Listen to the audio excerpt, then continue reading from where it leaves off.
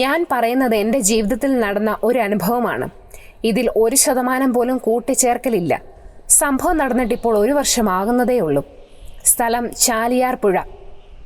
ജോലി തിരക്കുള്ള സമയത്ത് ആകെ സമാധാനം കിട്ടുന്നത് ഞായറാഴ്ച ചൂണ്ടയിടാൻ പോകുന്ന സമയത്താണ്. ശനിയാഴ്ച രാത്രിയിൽ എല്ലാം സെറ്റാക്കി വെക്കും. അങ്ങനെ രാവിലെ തന്നെ വീട്ടിൽ നിന്നും ഞാൻ ഇറങ്ങി. ചൂണ്ടയിടാൻ തുടങ്ങിയാൽ സമയം പോകുന്നത് അറിയില്ല. അങ്ങനെ സമയം ഏകദേശം ഉച്ച 1 മണി കഴിഞ്ഞു. നല്ല ദാഹം വരുന്നുണ്ട്. സാധാരണ ദാഹം വരുമ്പോൾ കുറച്ച് നടന്ന് കടയിൽ പോയി വെള്ളം വാങ്ങി കുടിക്കാറാണ് പതിവ്. പക്ഷെ അന്ന് ഞാൻ ചൂണ്ട മടക്കി വെക്കാൻ പോകുമ്പോൾ നല്ല ഒരു വലിയ ഇളനീർ ഒലിച്ചു വരുന്നു. കയ്യിലുള്ള ചൂണ്ട ഉപയോഗിച്ച് ഞാൻ അത് കരയ്ക്കടുപ്പിച്ചു.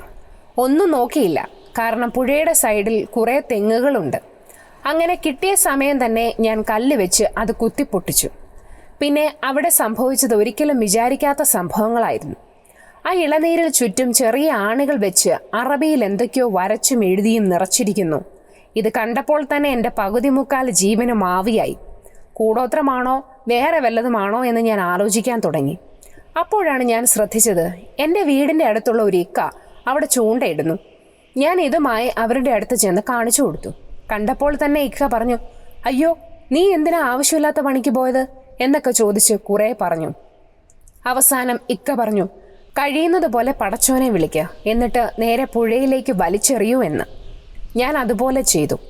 അന്നത്തെ എല്ലാ മൂടും പോയി വീട്ടിലേക്ക് മടങ്ങി. പക്ഷെ അന്ന് രാത്രി മുതൽ ഉറങ്ങി രാവിലെ എഴുന്നേൽക്കുമ്പോൾ ഭാര്യ പറയുന്ന കാര്യങ്ങൾ കേട്ട് ഞാൻ തന്നെ അന്തം വിട്ടു നിൽക്കും. കട്ടിലിൽ നിന്നും ചാടി എഴുന്നേൽക്കും. പിന്നെ എഴുന്നേറ്റിരുന്ന് കണ്ണു തുറന്ന് ചിരിക്കും എന്നൊക്കെ.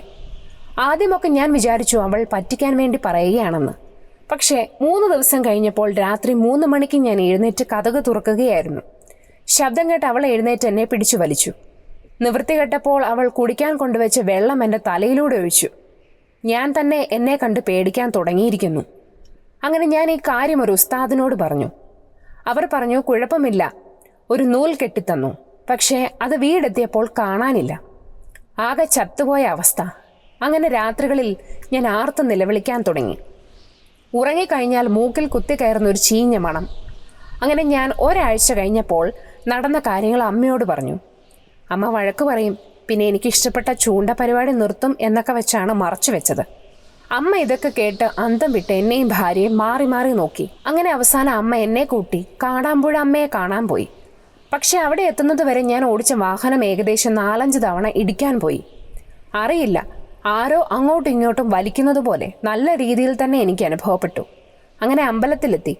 എൻ്റെ കാര്യങ്ങൾ തിരുമേനിയോട് പറഞ്ഞു. അങ്ങനെ അവിടെ നിന്നും ചരട് മന്ത്രിച്ച് കെട്ടിത്തന്നു. നാളികേരം ഉടച്ചു. എന്തോ അതൊക്കെ കഴിഞ്ഞപ്പോൾ തന്നെ തലയിൽ നിന്നും എന്തോ വലിയ കനം പോയ പോലെ എനിക്ക് മനസ്സിലായി. ഇപ്പോൾ ഞാൻ ഉറങ്ങുന്നു, പേടിയില്ലാതെ.